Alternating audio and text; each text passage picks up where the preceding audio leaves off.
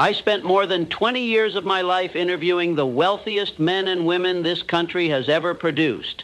I sat across from steel magnates and automobile pioneers and inventors whose names are still spoken with reverence. And do you know what surprised me most? It was not their brilliance. It was not their luck. It was something I never expected to find.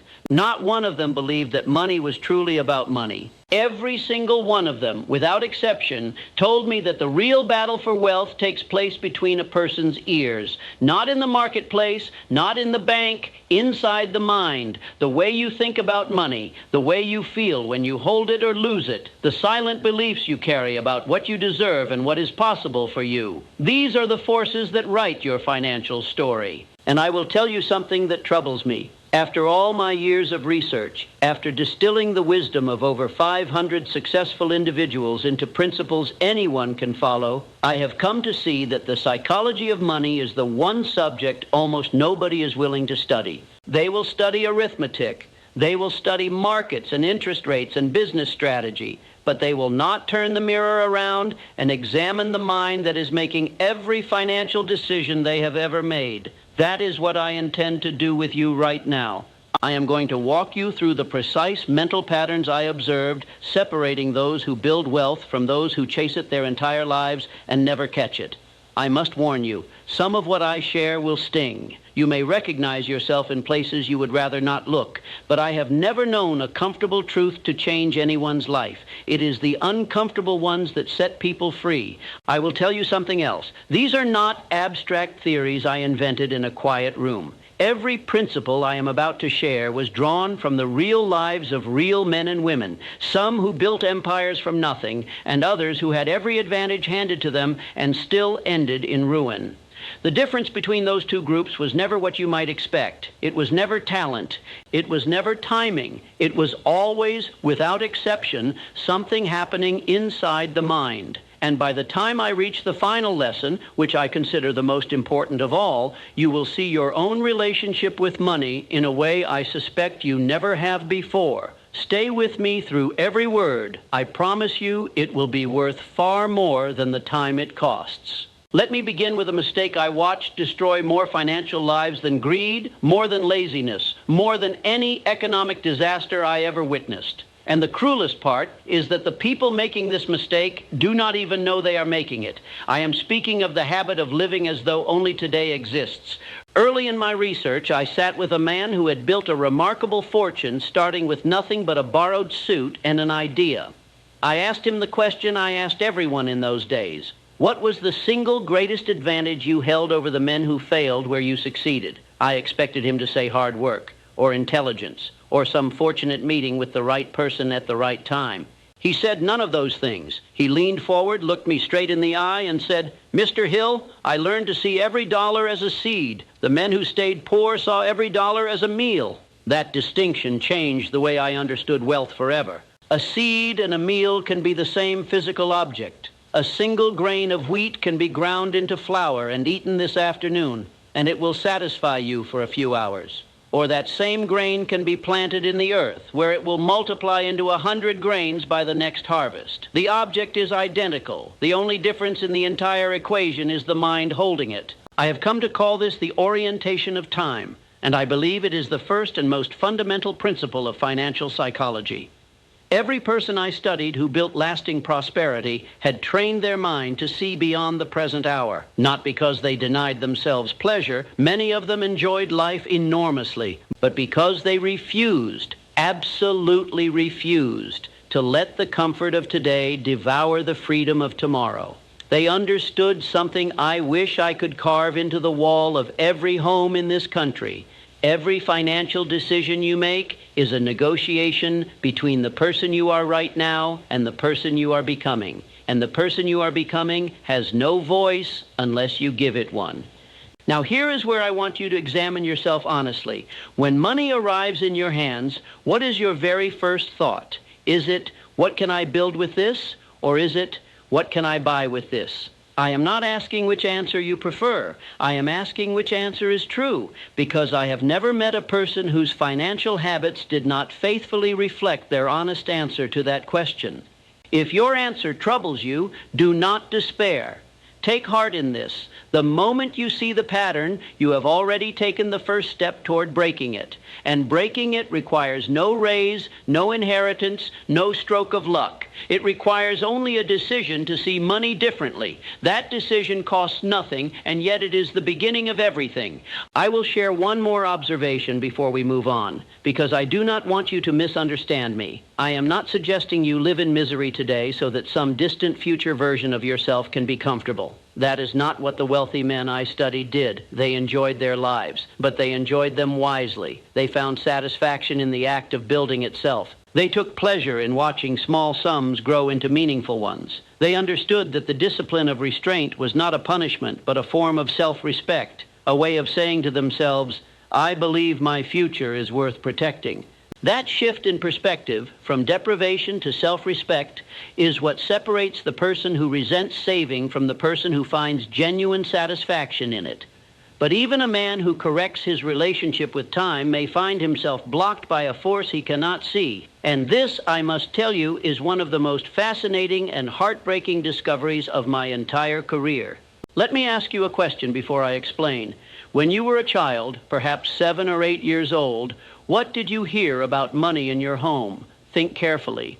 Not what your parents told you directly. What you absorbed through the walls. The arguments you overheard. The tension in your mother's voice when a bill arrived.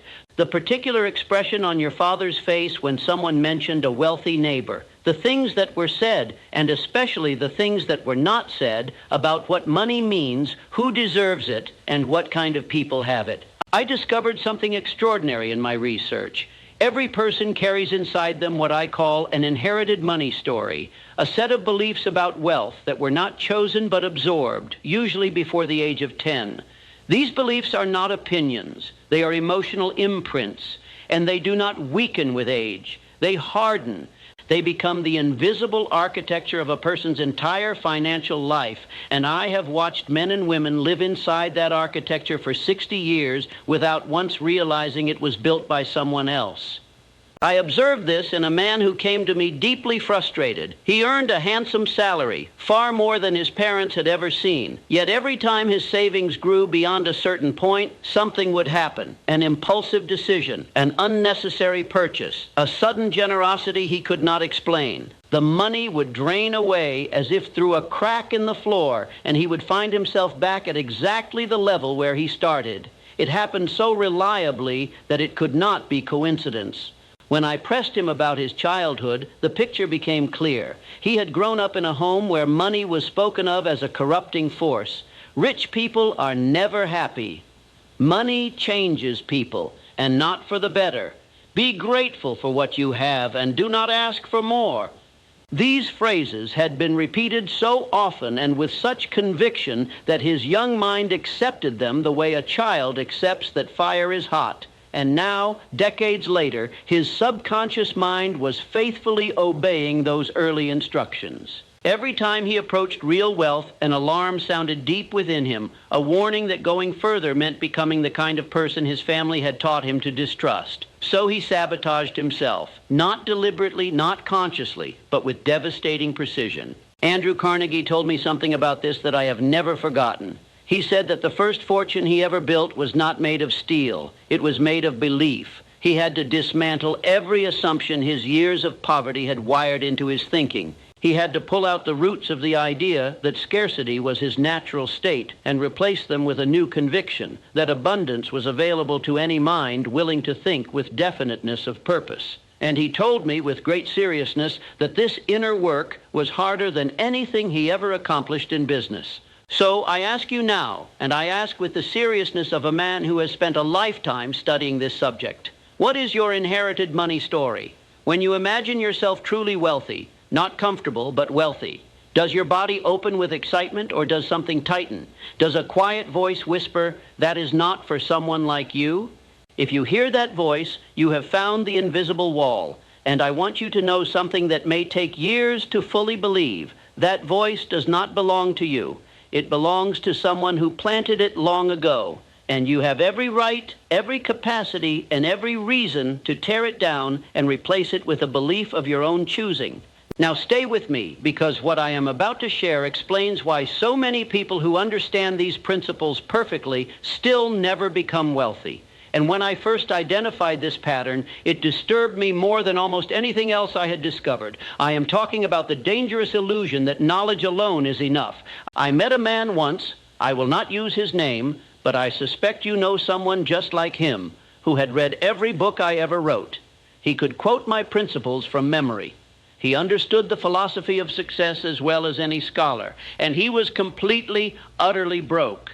Not because he lacked intelligence, not because he lacked opportunity, but because he had made the fatal mistake of confusing learning with doing. He believed, sincerely believed, that understanding an idea was the same as acting on it, that reading about swimming was the same as entering the water, that studying the map was the same as walking the road.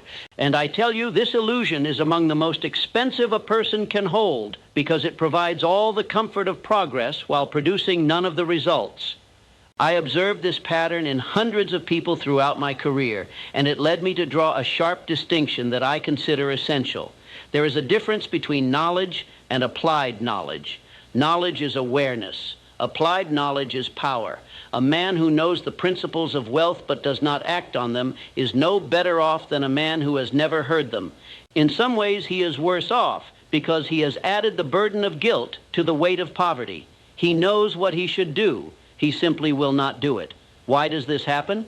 Because action requires something that no book can give you. It requires a decision. And a true decision, in the sense I have always meant it, is not a preference or a wish. It is the cutting off of every other possibility. It is the burning of the ships on the shore. It is the moment when a person stops saying, I should, and says instead, I will, and I begin now. Let me tell you something I have observed so consistently that I consider it a law. Money does not flow toward ideas. Money flows toward decisions. It flows toward the man or woman who says, I have studied enough. I understand enough. Today, I act. And it retreats every single time from the person who says, I need to learn a little more before I am ready. If that last sentence made you uncomfortable, good. Sit with that discomfort. It may be the most valuable thing you feel today. I want to be very clear about something because I have seen people misunderstand this lesson in a way that costs them dearly. I am not saying knowledge has no value. Knowledge has immense value, but only when it is used. A library full of books on agriculture will not grow a single stalk of wheat. The knowledge must enter the soil. It must be tested by weather and season and the imperfect conditions of real life. And that testing, that willingness to put what you know into motion even before you feel fully prepared, is what separates the prosperous from the merely informed. I told this to a young man once, and he responded, but Mr. Hill, what if I act on the wrong idea? And I said to him, then you will learn something that 1,000 books could never teach you. You will learn what does not work, which brings you one step closer to what does. The man who acts and fails is still further down the road than the man who studies and waits. What I discovered next surprised even me because it contradicted the story I had heard repeated my entire life, the story that nearly everyone believes about how wealth is built. I had been told, as you have been told, that fortunes are made in a single brilliant stroke. One great investment, one visionary idea, one moment of perfect timing that transforms everything overnight. And because I heard this so often, I expected to find it confirmed in my research. I found the opposite. Of the hundreds of successful individuals I studied, I can count on one hand the number who pointed to a single dramatic moment as the source of their fortune. The rest, the vast majority, described something far less exciting and far more instructive. They described a process, a rhythm, a daily discipline maintained so consistently that it eventually produced results that appeared to outsiders as though they had happened overnight. Henry Ford explained this to me with characteristic bluntness. He said he had no single secret. He had a plan, and he followed it. When the plan proved faulty, he revised it and followed the new one. He did this every day for years with the same quiet intensity, whether the day brought progress or setback. There was no magic in it.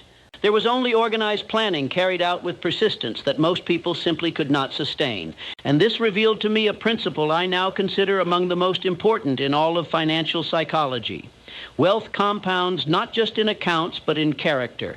Every small act of financial discipline you practice today does more than save a few dollars. It trains the deepest part of your mind to identify you as a builder rather than a consumer. Every time you resist a purchase you do not truly need, you are sending a message to your subconscious. I am the kind of person who invests in the future, and your subconscious, that tireless, obedient servant, will begin working day and night to make your outer life match that inner declaration. I call this the compounding of character, and it is more powerful than any rate of interest because it is the force that makes the compounding of interest possible.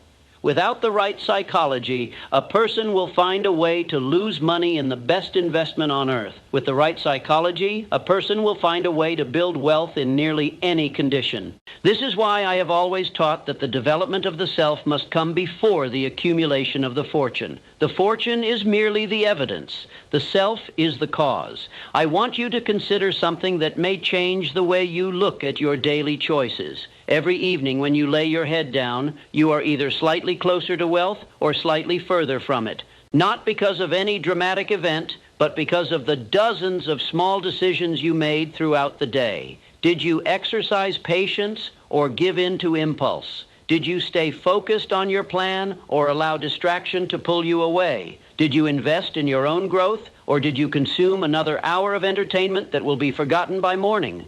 None of these choices feels significant in the moment. That is precisely what makes them so powerful. They accumulate below the level of awareness, shaping your character in directions you may not notice until the results become impossible to ignore. The man who wakes up wealthy at 50 did not become wealthy at 50. He became wealthy in the 10,000 small moments that preceded it. And the man who wakes up desperate at 50 did not become desperate at 50 either. He built that outcome with the same slow, invisible consistency. But here is where I must share something that may unsettle you, because it reveals a truth about human nature that I myself was reluctant to accept. And yet the evidence left me no choice. I discovered after years of careful observation that a great many people do not actually want to be wealthy. What they want is to feel wealthy. And the distance between those two desires is the distance between freedom and a very expensive kind of prison. Let me explain what I mean. A person who truly wants to build wealth creates value, exercises patience, and measures progress by what is growing quietly behind the scenes. A person who wants to feel wealthy does something entirely different. They purchase the appearance of success, the automobile that signals arrival, the home that whispers prosperity to the neighbors, the wardrobe, the accessories, the dining habits that announce to every observer, I have made it. And behind that carefully constructed display, I found again and again almost nothing. No savings, no investments, no genuine security, only a beautiful, exhausting performance that must be maintained at greater and greater cost. I traced this pattern to one of the deepest forces in human nature, the craving for approval. We are social creatures. We desire to be seen, to be respected, to be admired, and in the modern world, money has become the primary language of status. So when a person earns more, the first instinct is not to build silently. The first instinct is to display loudly, to convert invisible wealth into visible consumption. But I want to share with you something I noticed about the truly wealthy individuals I studied, the ones whose fortunes lasted beyond a single generation. Nearly all of them lived in a manner that would shock you with its modesty. They drove dependable automobiles, not extravagant ones. They dressed with care, but not with ostentation. They understood something that their less successful contemporaries never grasped, that every dollar spent to impress a person who does not care about you is a dollar stolen from the future you claim to want. I want you to ask yourself this, and I want the answer to come from the most honest part of your mind. If no one could ever see what you owned, if your possessions were completely invisible to every other human being, would you still purchase the same things? If the answer is no, then you have discovered something enormously important. You have discovered that you are not spending for yourself. You are spending for an audience. And I can tell you from a lifetime of study that audience will never set you free. Stay with me now, because everything I have said so far leads to a lesson that cuts deeper than any of the others, and I believe this is where the real transformation begins. Throughout my years of research, I expected to find that successful people were driven by ambition, by desire, by a burning vision of what they wanted to create, and many of them were. But I also found something I did not expect. I found that the majority of people who fail with money are not lacking in desire. They are drowning in fear, fear of poverty, fear of judgment, fear of making a wrong decision and losing what little they have, fear of what others will say if they attempt something bold and fall short. And here is what I observed about fear that I consider critically important. Fear is an extraordinarily powerful force, but it is a disastrous guide. Fear will get a man moving, yes. It will fill him with energy and urgency, but it will not carry him anywhere he actually wants to go. I watched a pattern repeat itself so many times it became almost predictable. A man has a sound idea for a business. He has the ability. He has saved enough to begin. But he does not begin. Weeks become months. Months become years. And the reason is always the same. The fear of losing what he has is screaming so loudly that it drowns out the quiet voice of what he could become. He tells himself he is being prudent. He tells himself the timing is not right. But in truth, he is simply afraid. And so he waits and waits. And one day he reaches the end of his working years and realizes something I have seen devastate men of great ability. The safe path was never safe. It was merely a slower, more dignified way of arriving at regret. This is why I have taught throughout my entire body of work that definiteness of purpose is not a luxury. It is a necessity. When a person possesses a burning, clear, unshakable vision of what they are building and why it matters to them, fear does not disappear. I never said it would, but it loses its authority. It becomes noise rather than direction. Purpose does not eliminate the storm. It gives you a compass to navigate through it. And I will tell you something else I observed. The shift from being driven by fear to being driven by purpose does not change just a person's finances. It changes the way they walk into a room. It changes the way they speak. It changes the way they sleep at night. It changes the very quality of their days. It is one of the most profound transformations I have ever witnessed in the human personality. I think of a woman I met late in my career who had spent 15 years in a position she despised because she was terrified of what would happen if she left. Terrified of losing her income, terrified of what her family would think, terrified of failing at something new. And then one morning, for reasons she could not fully explain, something shifted. She said the fear did not leave, but it stopped being in charge. She described it as discovering that the voice of fear had been sitting in the driver's seat of her life, and she had finally asked it to move, not to leave the vehicle, just to move to the back. And in that simple, quiet act of reorganization, she found the clarity to make a decision that changed everything. That is what purpose does. It does not make you fearless. It makes you purposeful. And a purposeful person, I have found, is unstoppable in a way that a fearless person never quite manages to be. Now I arrive at a principle that ties every lesson together, and I want you to listen to this with great care, because I consider it the master key to everything I have taught about wealth. Your identity controls your income, not your skills, not your education, not your circumstances, your identity. The deep, quiet, often unexamined belief you carry about who you are and what you are worth. I observed this law operate with the precision of mathematics across every kind of person, in every industry, in every era. A man who carries within him the identity of someone who struggles will always find a way to return to struggle. He will overlook opportunities that are directly in front of him. He will make decisions that steer him back toward the financial level his identity expects. Not because he is foolish, because the subconscious mind is the most powerful and obedient servant in all of creation. Once it accepts a picture of who you are, it works ceaselessly to make your world match that picture.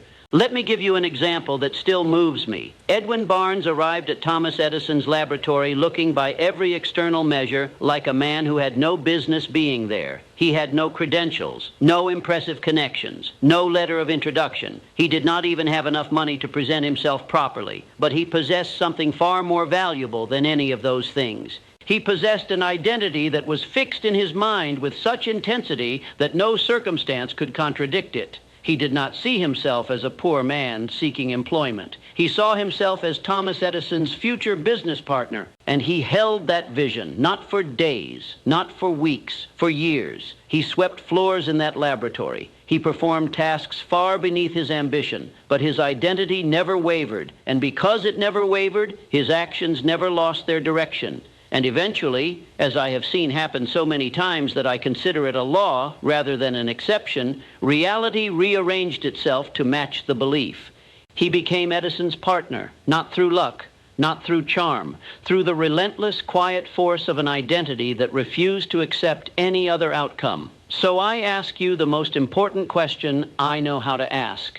Who do you believe you are when it comes to money? Not who you hope to be, not who you pretend to be when confidence is high. Who do you believe you are in the silent, private moments when you are completely alone with your thoughts? Whatever you find there, I want you to understand this. Your financial life is confirming that belief right now, today, in every detail.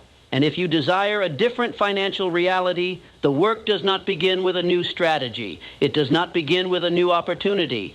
It begins with constructing a new identity, not through words alone, but through daily actions that prove to your own subconscious mind that the old story is finished and a new chapter has begun. Yet even with the right identity, even with purpose and discipline and corrected beliefs, there is one more force I must bring to your attention. I saved it for this position in our conversation because I want you to understand it in the context of everything else we have discussed. And I consider it one of the most important discoveries of my entire life's work. I call it the mastermind principle. And it is simply this. The people with whom you surround yourself do not merely affect your mood. They affect your mind. They set the invisible standard for what you believe is normal, what you believe is possible, and what you believe you deserve. I have studied this with meticulous care, and what I found disturbed me. A man can possess every quality needed for success, the vision, the discipline, the willingness to act, and have all of it slowly, silently eroded by the daily influence of people who think small. It does not happen in a single conversation. It happens the way water shapes stone, gradually, imperceptibly, and absolutely.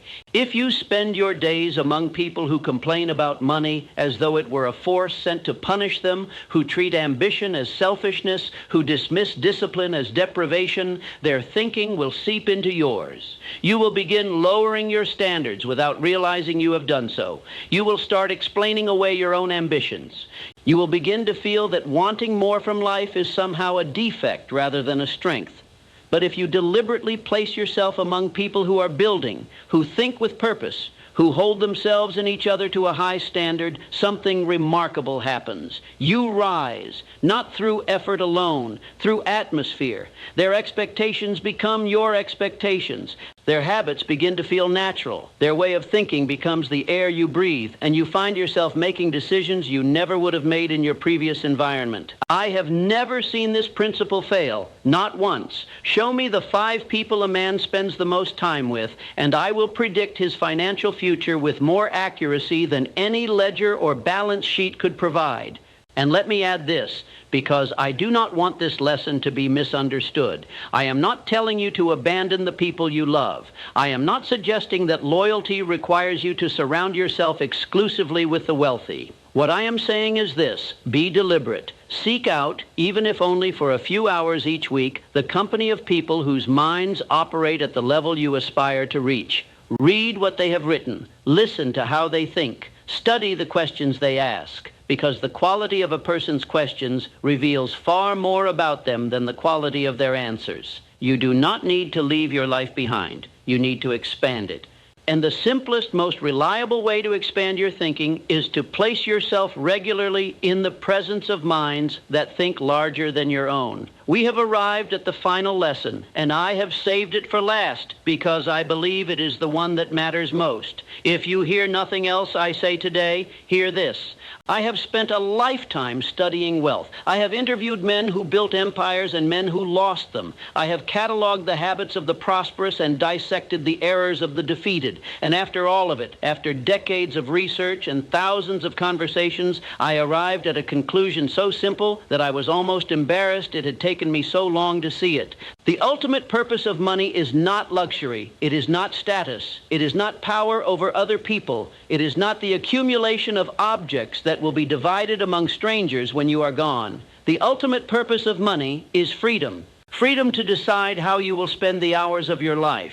Freedom to walk away from any situation that diminishes your spirit. Freedom to pursue work that sets something alive inside you rather than work that merely keeps you fed. Freedom to be generous without anxiety. Freedom to say no to what you do not want and yes to what you do, not someday, but now.